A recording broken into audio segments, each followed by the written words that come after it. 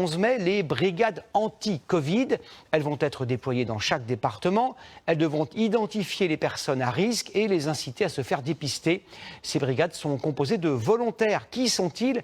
Quelles sont leurs motivations? Didier Pireschi et Alexandre Godin en ont rencontré.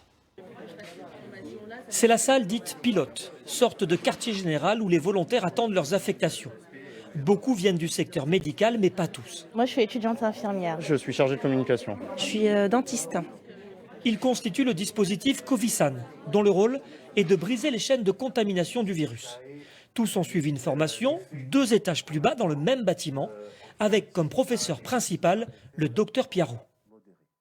Je suis celui qui a rêvé Covisan et vous êtes ceux qui vont le faire. Certains de ces stagiaires formeront les brigades sanitaires. Elles ont pour mission d'aller au domicile des malades, leur faire passer le test PCR, le prélèvement nasal.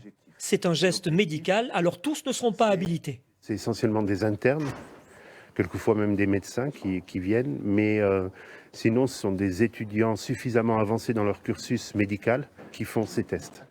Les brigades passent en moyenne 1 heure chez chaque malade. 2 volontaires par équipe, un profil médical, un profil social, car ils ne se contentent pas de tester les patients. Quand le prélèvement il est fait, on leur refait des petits gestes barrières, on leur donne des masques, on leur met des masques à disposition et du gel hydroalcoolique. Mais on est très bien reçus jusqu'à présent, ça va, ça se passe bien. D'autres volontaires sont affectés ici, aux tâches logistiques.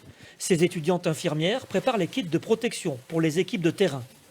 Toujours des gants, des sacs poubelles, des masques.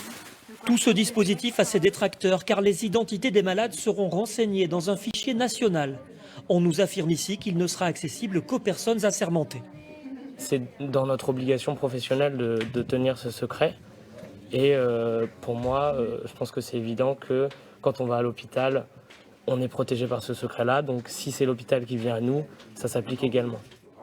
600 personnes ont été formées ces 2 dernières semaines. Selon le conseil scientifique, il en faudrait 30 000 pour mener à bien cette mission. Et comme chaque soir, le point sur l'épidémie en chiffres. À ce jour, le virus a causé la mort en France de 25 531 personnes.